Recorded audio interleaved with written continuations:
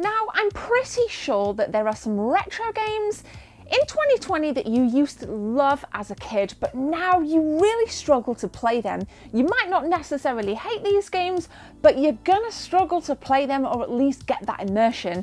This is a video response to Metal Jesus's video when him and the crew put out games that they just really loved as a kid, but for some reason just couldn't get on with it as an adult.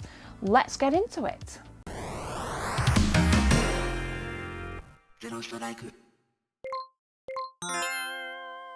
Right, I'm kicking off with a Sega Game Gear game, specifically Sonic the Hedgehog. Now, when I was a kid, my auntie had a Sega Game Gear, and she's 11 years older than me, so when the Game Gear came out, I was very, very young, and she had one from it kind of launching, essentially, and Sonic the Hedgehog was one of those premium titles that you'd get with the majority of Game Gear bundles. Now, being able to play this as a young girl was a privilege and something that just blew my mind, going from the likes of the Game Boy with no colour to something like the Game Gear and being completely amazed at just how good it looked. And then I could not put it down. I could not put it down. In fact, so much so they used to put it on a really high cabinet so my little 6-year-old self couldn't freaking reach it. I can still see the cupboard now. Now, it was great back then, but when I play it now, I just realise how badly this particular version of Sonic has aged. Graphically, it looks awful. It's so flat and boring, and compared to something like Sonic on the Mega Drive, there's just so much more going on in terms of its colour palette, its background, its midground, its foreground, but the Game Gear is just so pancake flat, and even the sound design seems so blocky and static and just distasteful.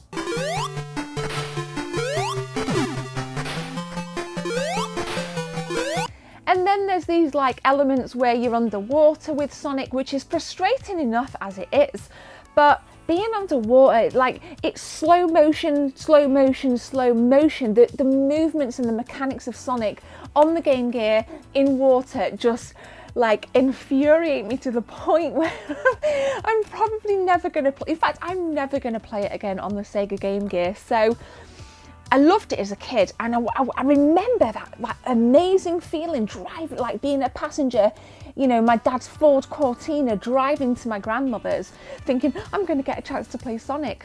Now, I think I've got about 3 copies, like somewhere in this game room. I'll never play it again. It's awful, in my opinion. Next up then is a game that I loved. It was on the Super Nintendo that I played it first, but it's also out on the NES, and that is Super Mario Bros. 2. And even until a couple of months ago, I thought I loved Super Mario Bros. 2. I may have even tweeted about it or put it on one of my social medias or something, but I don't like it now. But back in the day, I played it on All Stars, and I remember really enjoying how different it felt. And I always used to play as Princess Peach because she had this really cool ability where she could use her dress to float down to different ledges that Toad or Luigi or Mario couldn't reach. And I really enjoyed it. I enjoyed the kind of quirkiness of it. I loved the boss where it kind of like gobs an egg out at you. You have to jump on the egg, pull the egg above your head and throw it back. Had some wicked times on it and actually went through to complete it. But when I played it recently, I didn't have that same level of wow. I was like, no, actually this is very frustrating.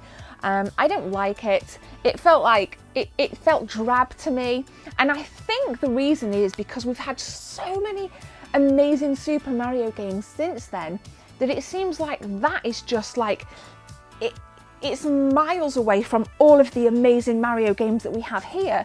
And my brain just couldn't seem to bring the Mario Bros. 2 and the rest of the Mario franchise together. So back then, maybe there wasn't as many things for my little brain to compare it to, but now I was like, nah, dude, and I played it on the Super Nintendo. I do have it on the NES as well, so I haven't played it on the NES for a while. That's even worse of a port, The colours, again, very kind of monotone. Everything about it's very monotone. So it's a shame. Hey ho, you might not agree, and that's absolutely fine. But you've got to watch this video all the way to the end, guys. And I also want to hear your thoughts in the comment section. Next up then, this kind of pains me to say. This is a Nintendo 64 title. 1080 Snowboarding was a game that I sank so many nights into. So many months of my life went into that game. I freaking loved carving up the hills, blitzing the snow, enjoyed the soundtrack, all the different characters. Back then, I thought the game was popping, you know. Wow, look at the colour palette. Wow, listen to the soundtrack, man.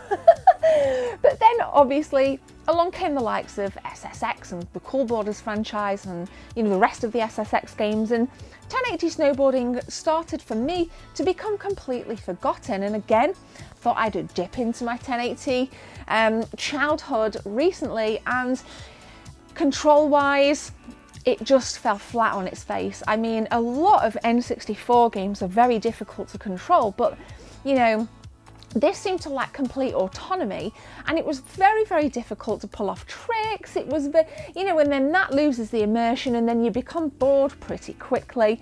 And I was like, how did I manage to sink so much of my life into this back in the day? And I just didn't have an answer. Maybe again, it's because we didn't have as much choice. I'd not played Cool Borders. I don't think I played Cool Borders 2 very, very much later on. And then obviously SSX when the PlayStation 2 came out. 1080, it's so much screen tear as well. It's blocky. The music is actually horrific.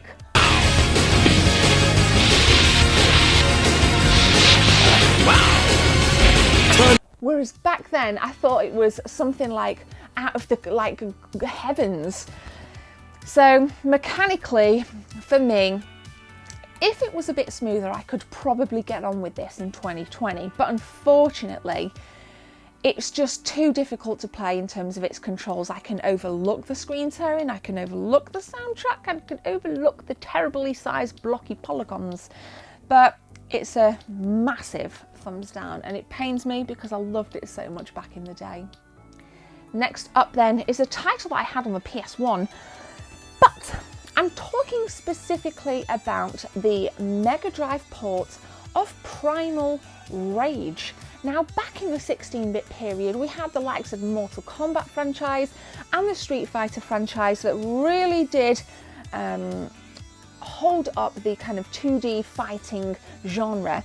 And then there were little games like Clay Fighter and, you know, the likes of Primal Rage that came along, and they made somewhat of an impact. They were never at the level of Mortal Kombat. And I did give Primal Rage a chance as a kid. We all did. I remember sat in my mate's living room and being like, whoa, dinosaurs, or we can, you know, fighting with dinosaurs. And I loved the little animations on the health bars of the hearts beating, and, you know, there was quite a lot of visual stimuli to be taken in back then. You know, the colour palette varied quite nicely as well. I like the variation again.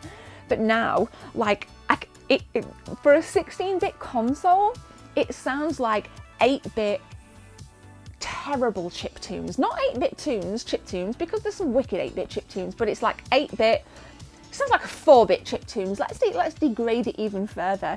It sounds awful, not just in terms of the music, but the sound effects of like the dinosaurs when they win as well. It's like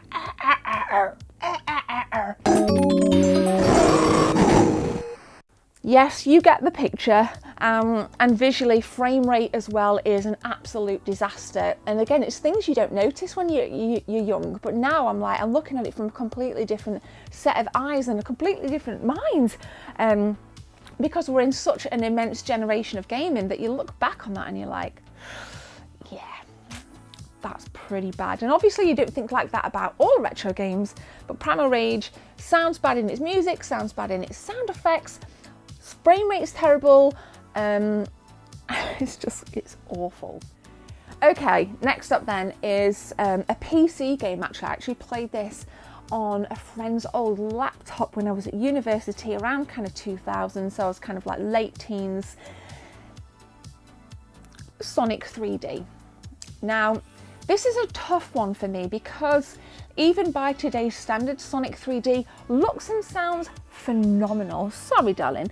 I hit my little cat there with my gesture. It really does look nice, but my twisted little mind can't get round the isometric, top-down Sonic the Hedgehog games. I could back then for some reason. I don't know what it was back then. I don't know if I've evolved or devolved, but now it just kind of infuriates me as much as the likes of Marble Madness does on the NES, where you're just trying to control Sonic, who is essentially a ball in many of his forms, like the marble, getting from point A to B. And I always kind of like had issues with trying to like line myself up to get the rings. Back then seemed a lot easier. Actually sunk a ton of hours into it. I paid £2 for it from Game On, like on old PC copy, but now I'm like, whoa, this is fucked.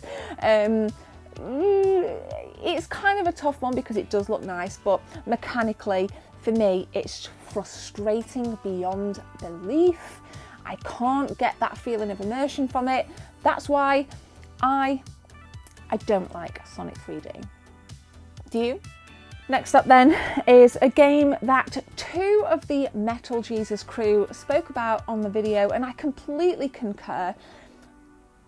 Goldeneye on the Nintendo 64, as revolutionary as it was back then, not just with 1 player but 4 players, it feels outdated in its control system.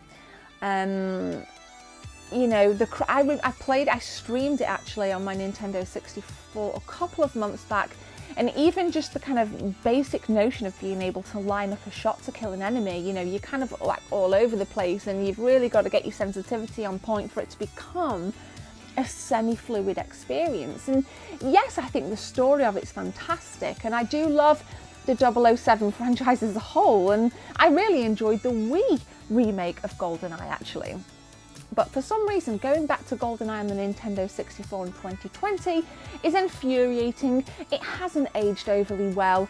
If you kind of look at the general aesthetics of the level, they're very underwhelming with dull colour palettes. I've also felt as well when I was streaming that, you know, some of the missions were kind of ridiculous. Like, you'd have to find the smallest of switches in this hugest, massivest of rooms, which is terrible grammar. But you guys know what I mean. It just seems like a real tit ache of a game to play. So I'm not eager to jump back into Goldeneye on the Nintendo 64, as much as I think it would be fun as some couch co-op off stream. It's not really the best 1-player game for me because of its controls and its lackluster visuals. So they're my 2 cents. I hope this is a worthy video response to the Metal Jesus video. Jason, if you're watching, let me know what you think about my list. And to anybody else, I'd like to know what your lists are of games you loved as a child but really struggle with as an adult. So I'm going to leave it there. Please hit that subscribe button if you're kind enough and you want to help me grow this channel even more. Hit that join link. We're about to see all the sponsors now. I'm going to leave it there. My name is Gemma. Take care. See you soon.